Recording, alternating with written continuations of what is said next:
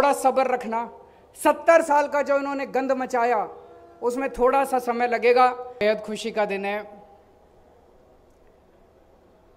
आज पंजाब से सीधे दिल्ली एयरपोर्ट के लिए सरकारी बसें शुरू हो रही हैं और शानदार बसें हम देख रहे हैं। एयर कंडीशन्ड बसें पूरी फैसिलिटीज़ के साथ, सारी सहूलियतों के साथ, पूरे आराम के साथ, बड़े आराम के साथ लोग एयरपोर्ट जाएंगे। दिल्ली के बहुत सारे लोग विदेशों में रहते हैं, एनआरआई हैं। वो खुद अपने गांव आते जाते रहते हैं, उनके दोस्त रिश्तेदार आते जाते रहते हैं। अभी तक जब वो आया करते थे तो उनको जो बस माफिया चलता था यहाँ पे, उस बस माफिया का शिकार होना पड़ता था। एक तरफ का किराया 3-3 हजार, 4-4 हजार, 5-5 हजार रुपये होता था, लेकिन बेचारों के पास कोई विकल्प नहीं था। उनको उन्हीं बसों में जाना पड़ता था। लेकिन अब पंजाब के अंदर ईमानदार सरकार आ गई है। पहले एक पार्टी की सरकार थी, उनकी तो बसें ही चलती थी, उन बसों से मुनाफा उनको जाया करता था, तो उन्होंने सरकारी बसें नहीं चलने दी। फिर दूसरी पार्टी की सरकार आई, उनका पुरानी पार्टी के साथ सेटिंग थी, उनको भी हिस्सा जाता होगा, उन्होंने भी सरकारी बसें नहीं चलने दी। अब पंजाब के अंदर ईमानदार सरकार है, ईमानदार पार्टी की सरकार है, ईमानदार नेतृत्व की सरकार है। जो काम वो इतने सालों में नहीं कर पाए, हमने 3 महीने के अंदर कर दिया। 3 महीने के अंदर क्या बदला? अफसर भी वही, अधिकारी भी वही, सिस्टम भी वही, ऊपर के नेता बदल गए, सरकार बदल गई, ईमानदार सरकार आ गई, इसलिए लोगों को सहूलियतें मिलने लग गई। मेरे को अभी कैलाश गहलोत जी बता रहे थे, आज जो बसें जा रही हैं उनका इंटरनेशनल एयरपोर्ट जीएमआर वालों ने भी वहाँ पे स्वागत का पूरा इंतजाम किया हुआ है। आज पहला दिन है तो उनका भव्य स्वागत वहाँ एयरपोर्ट के ऊपर भी किया जाएगा। और जैसे ये बसें दिल्ली में एंटर करेंगी तो दिल्ली सरकार की एनफोर्समेंट की टीम भी इनके साथ साथ चलेगी। इनकी हिफाजत के लिए इनको किसी तरह की कोई परेशानी नहीं होनी चाहिए। 16 मार्च को भगवंत जी ने शपथ ली थी, आज 15 जून है, पूरे 3 महीने हो गए। चुनाव के बाद ये मेरा पहला पंजाब का दौरा है, तो मेरी आज इच्छा है कि मैं और कई सारी बातें करना चाहता हूँ। इसके लिए तो सभी पंजाब के लोगों को, पंजाबियों को बहुत बहुत बधाई कि आज पंजाब से ये बसें शुरू हो रही हैं। लेकिन पिछले 3 महीने के अंदर जितनी तेजी से और जितने व्यापक, जितने कठोर निर्णय लिए गए हैं, मुझे नहीं लगता 70 साल के अंदर कभी भी इस किस्म के निर्णय पंजाब के अंदर लिए गए हैं। जितना कड़क, जितना ठोस प्रहार, अटैक भ्रष्टाचार के ऊपर हुआ है पंजाब के अंदर पिछले 3 महीने में, उतना शायद पूरे देश के अंदर कहीं नहीं हुआ इस तरह का अटैक भ्रष्टाचार के ऊपर। कई कदम उठाए गए। भ्रष्टाचार की एक्शन टेलीफोन लाइन शुरू की गई, एंटी करप्शन एक्शन लाइन, कि अगर कोई भ्रष्टाचार करे, रिश्वत मांगे, मना मत करना, उसकी फोटो निकाल लेना, उसकी रिकॉर्डिंग कर लेना, हमें भेज देना। मुझे बताया गया है कि नीचे के दफ्तरों के अंदर भ्रष्टाचार बंद हो गया। हो गया कि नहीं हो गया? नीचे के दफ्तरों के अंदर आम आदमी के लेवल पे जो भ्रष्टाचार होता था वो भ्रष्टाचार बंद हो गया। अगर हम बेईमान होते, हमने ये कैसे कर दिया? क्योंकि आज एक कट्टर ईमानदार सरकार है, और ऐसी सरकार है जो कठोर निर्णय लेने से घबराती नहीं है। 2 मिनट के अंदर निर्णय लिए जाते हैं, कठोर से कठोर निर्णय लिए जाते हैं।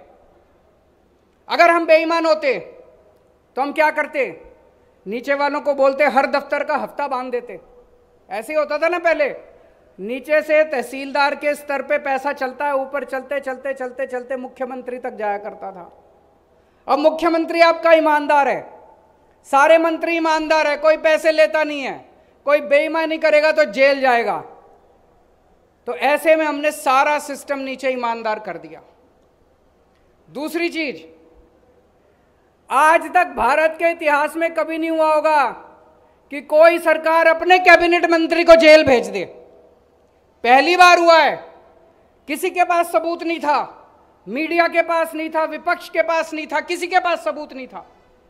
मान साहब के पास एक रिकॉर्डिंग आई, इन्होंने उसकी इंक्वायरी कराई, पता चला कि एक मंत्री जो है वो गलत काम कर रहा है, आप देखा ना ताव, सीधे पकड़ के उसको जेल के अंदर डाल दिया। भारत के इतिहास के अंदर ऐसा दूसरा कोई हमें कोई एग्जाम्पल देखने को नहीं मिलता। सारे महकमों में, सारे अफसरशाही में, सारे एमएलएज में, मंत्रियों में, सब में मैसेज चला गया, संदेश चला गया कि भैया अगर ये सरकार अपने कैबिनेट मंत्री को जेल भेज सकती है तो सारे सुधर जाओ, अब भ्रष्टाचार नहीं चलेगा इस सरकार के अंदर। एक और बहुत बड़ी बात हुई, पहले ट्रांसफर पोस्टिंग का माफिया चला करता था। एसपी की ट्रांसफर, एसएसपी की ट्रांसफर, आईजी की ट्रांसफर, डीआईजी की ट्रांसफर, डीएम की ट्रांसफर, बोली लगती थी। अब एक पैसा नहीं चलता, बिना पैसे के ट्रांसफर पोस्टिंग होती है। आप सोच के देखो कि अगर कोई एसपी, कोई एसएसपी, कोई डीआईजी, कोई आईजी, कोई डीएम अगर पैसे देके ड्यूटी पे लगेगा, पोस्टिंग कराएगा, तो वो तो अपराधियों के साथ मिलके उनसे पैसे कमाएगा। उसको तो पैसे भी तो निकालने हैं, पैसे भी तो कमाने हैं। अब कोई पैसा नहीं चलता, एक नया पैसा नहीं चलता। मेरे से कुछ पंजाब के कुछ अधिकारी आए थे मिलने के लिए, बेहद ईमानदार अधिकारी, खुडे ने लगा रखा था पिछली सरकारों ने, उनकी आंखों में टप टप आंसू बह रहे थे। बोले जी हमने कभी जिंदगी में नहीं सोचा था कोई सरकार आएगी और हमको कोई फील्ड पोस्टिंग मिलेगी, हमें कोई कभी नहीं सोचा था कि ईमानदार लोगों की कभी इज्जत होगी। बोले पहली बार ऐसी सरकार देख रहे हैं जो बिना पैसे लिए हमारी ट्रांसफर पोस्टिंग कर रही है। और सोचो अगर बिना पैसे लिए पुलिस वालों की और सिविल एडमिनिस्ट्रेशन की ट्रांसफर पोस्टिंग हो रही है तो वो निडरता के साथ, बिना, उनको भी अब पैसे कमाने की जरूरत नहीं है, वो भी ईमानदारी के साथ काम कर रहे हैं। उनको खुला दे रखा है, पैसे नहीं कमाने, बेईमानी नहीं करनी, जनता की सेवा करनी है। एक और बहुत बड़ी बात, जितने जमीनों पे कब्जे थे पिछले 3 महीने के अंदर मेरे ख्याल से 5,500 एकड़ 5,500 एकड़ जमीनों पे कब्जे छुड़वा दिए। पुरानी सरकार होती तो क्या करती, उनके कब्जे छुड़ा के खुद कब्जे कर लेती कि भाई अब तुम्हारा नंबर गया, अब हमारा नंबर आ गया। हमने ऐसा नहीं किया, सारी सरकारी जमीन थी सरकार को दे दी। बड़े स्तर के ऊपर कब्जे छुड़ाए गए। मान साहब ने शिक्षा माफिया होता था पहले। कुछ स्कूल ऐसे थे जो अनाप शनाप फीस बढ़ा दिया करते थे, कहते थे किताबें तुमको स्कूल से लेनी है, यूनिफॉर्म तुमको स्कूल से लेनी है। पिछली सरकारें शिक्षा माफिया के साथ मिली हुई थी। आज ट्रांसपोर्ट माफिया का खात्मा हुआ है पंजाब में। 1 अप्रैल को मान साहब ने शिक्षा माफिया का खात्मा किया था पंजाब के अंदर, जब ऑर्डर निकाला था कि इस साल कोई स्कूल नहीं बढ़ाए, कोई प्राइवेट स्कूल फीस नहीं बढ़ाएगा, कोई जबरदस्ती नहीं करेगा कि कहां से किताबें खरीदनी है, कहां से यूनिफॉर्म खरीदनी है।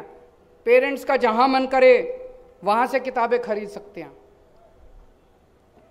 हमने कहा था हम रोजगार पैदा करेंगे, बड़े स्तर पे करेंगे, लेकिन उसकी शुरुआत हो गई है। 25,000 नौकरियों के ऊपर भर्ती का काम शुरू हो चुका है। 25,000 और लगभग 26,000 कर्मचारियों को, कच्चे कर्मचारियों को, जो पहले बेचारे पानी की टंकियों पे चढ़े रहते थे, उनको पक्का करने का सिलसिला चालू हो गया है और उनको जल्दी पक्का कर दिया जाएगा। इस बजट सेशन के अंदर कानून लाया जा रहा है जिस कानून के तहत उन लोगों को पक्का किया जाएगा। पहले जितने एमएलए जीत के आते थे, उन्होंने अपना घर भरने के सिवा, अपनी सोचने के सिवा कुछ नहीं किया, जनता की नहीं सोची। उन्होंने कहा भाई एक एमएलए 5 साल काम कर लेगा तो उसको 1 पेंशन, 10 साल काम कर लेगा तो उसको 2 पेंशन, 15 साल काम कर लेगा तो उसको 3 पेंशन। ये बड़ा अजीब सिस्टम है यार, 3-3 पेंशन। आम जनता को तो खाने को नहीं है, इनको 3-3, 4-4, 5-5 पेंशन मिल रही थी। हम चाहते तो इसको सिस्टम को लागू रखते, क्योंकि एक ना एक टाइम तो आएगा जब हम भी रिटायर होंगे। लेकिन हमारी नीयत साफ थी, हमें अपने लिए काम करने नहीं आए, हम जनता के लिए काम करने के लिए आए हैं। ये पूरा पेंशन का सिस्टम खत्म कर दिया। अब चाहे कोई 5 साल काम करे, 10 साल काम करे, 15 साल काम करे, उसको 1 पेंशन मिलेगी। ये कुछ विपक्षी पार्टी वाले पिछले कुछ दिनों से माहौल बनाने की कोशिश कर रहे हैं। पंजाब में कानून व्यवस्था खराब हो गई, पंजाब में कानून व्यवस्था खराब हो गई। मैं उनसे पूछना चाहता हूं, ये जितने गैंगस्टर काम कर रहे हैं पंजाब के अंदर, ये मान साहब लेके आए हैं क्या अपने साथ? ये तो तुमने ही पैदा कर रखे हैं सारे।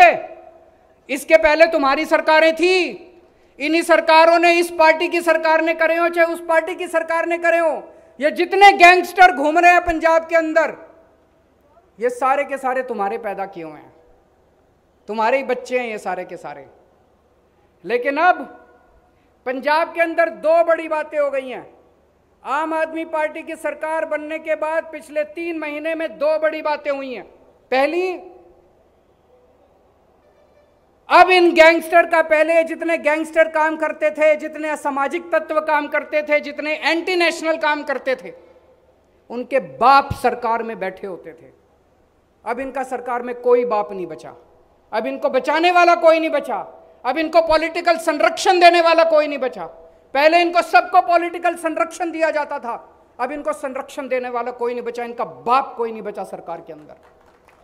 दूसरी बड़ी बात हुई है 3 महीने के अंदर, अब अगर पंजाब के अंदर कोई क्राइम होता है तो उसका दोषी पकड़ा जाता है।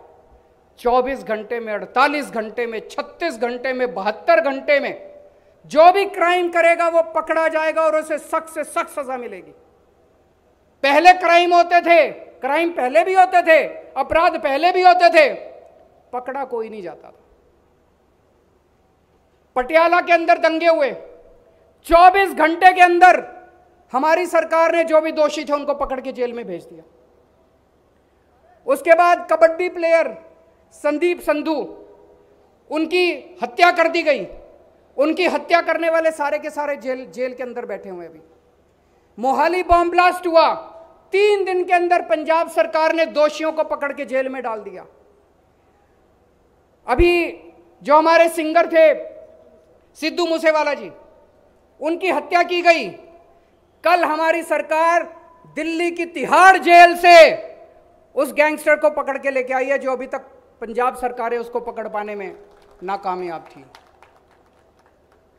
अब पंजाब के अंदर कोई अगर गलत काम करेगा उसको बख्शा नहीं जाएगा, चाहे उसको जहन्नुम से पकड़ के लाना पड़े, उसको सजा दिलवाएंगे। मेरे को याद है 2017 का चुनाव, 2017 में चुनाव के 10 दिन पहले मोगा में बॉम्ब ब्लास्ट हुआ था, मौड़ में बॉम्ब ब्लास्ट हुआ था। आज तक कोई नहीं पकड़ा गया, 5 साल हो गए कोई नहीं पकड़ा गया। पहले जितने अपराध होते थे कोई नहीं पकड़ा जाता था। क्यों नहीं पकड़ा जाता था? पुलिस वाले को फोन आ जाता था, उनका जो बाप बैठा होता था सरकार के अंदर कहता था इसका कुछ नहीं करना। लेकिन अब ये नहीं चलेगा। और मैं आज पंजाब की जनता को भरोसा देना चाहता हूं, किसी को नहीं बख्शेंगे जो गलत काम करेगा। असामाजिक तत्व, गैंगस्टर, एंटी नेशनल जो गलत काम करेगा किसी को नहीं बख्शेंगे। चिंता करने की जरूरत नहीं है। पंजाब के एक एक आदमी को, एक एक व्यक्ति को सुरक्षा देने की जिम्मेदारी हमारी है। हम अपनी जिम्मेदारी पूरी करेंगे। अब इनके पैदा हुए जितने गैंगस्टर हैं उनको पकड़ रहे हैं। मेरे को बताया गया पिछले 3 महीने में 130 से ज्यादा गैंगस्टर पकड़े जा चुके हैं, 130 से ज्यादा।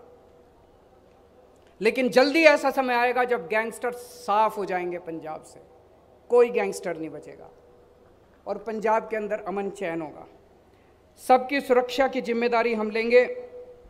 जेलों के अंदर वीआईपी कल्चर होता था, जेलों के अंदर बैठ के ये गैंगस्टर अपना गैंग चलाया करते थे। हमारी सरकार ने वहां से सारा इनका जो गैंग चलता था वो बंद कर दिया। उसके बाद इन नेताओं ने अपनी जेलों के अंदर अपने लिए वीआईपी रूम बना रखे थे कि कोई नेता जाएगा, जेल में जाएगा तो उसके लिए अलग से एक वीआईपी सूट होता था।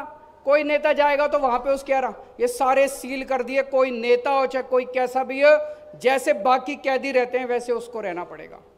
पहले मोबाइल फोन खूब होते थे, सारे मोबाइल फोन बंद कर दिए जेलों के अंदर से, और जेलों के अंदर अनुशासन शुरू कर दिया। किसानों के लिए खूब अनाउंसमेंट हो रहे हैं। सबसे बड़ा अनाउंसमेंट जो मेरे दिल को छू गया वो था मूंगी के ऊपर जो एमएसपी देने का कार्यक्रम है। हमारा सपना है और मैं समझता हूं यह सपना जल्दी पूरा होगा। जो किसानों का सपना है कि एक एक फसल के ऊपर सरकार एमएसपी दे, यह सिलसिला अब चालू हुआ है। मान साहब ने ऐलान किया कि मूंगी के ऊपर एमएसपी देंगे, एमएसपी पे सरकार खरीदेगी। एमएसपी पे सरकारी खरीद चालू हो चुकी है और मैं उम्मीद करता हूं आने वाले समय के ऊपर और भी फसलों को एमएसपी पे दिया जाएगा। नशे को खत्म करने का सिलसिला चालू हो चुका है। पुलिस अधिकारियों को संदेश दिया जा चुका है कि नशे को बर्दाश्त नहीं करना, किसी को भी नशा बेचने वालों को सख्त से सख्त सजा मिलनी चाहिए। उसमें टाइम लगेगा, बहुत बड़ी समस्या है, उसमें समय लगेगा, लेकिन मुझे पूरी उम्मीद है हम इसको पूरा कर लेंगे। आपने हमें 117 में से 92 सीट दी। पंजाब के इतिहास में इतना बड़ा बहुमत आज तक किसी सरकार को नहीं मिला, आज तक किसी पार्टी को नहीं मिला। तो मैं समझ सकता हूं कि पंजाब के लोगों की हमसे बहुत सारी उम्मीदें हैं, बहुत सारी उम्मीदें हैं। मैं आपको यही आश्वासन देना चाहता हूं, आपकी एक एक उम्मीद पूरी करेंगे। जो हमने गारंटी दी थी, एक एक गारंटी पूरी करेंगे। हमारे ऊपर बस भरोसा रखना, थोड़ा सब्र रखना। 70 साल का जो इन्होंने गंद मचाया उसमें थोड़ा सा समय लगेगा, लेकिन धीरे धीरे करते करते पंजाब के 3 करोड़ पंजाबियों के साथ मिलके पंजाब को जल्दी रंगला पंजाब बनाएंगे। बहुत बहुत शुक्रिया।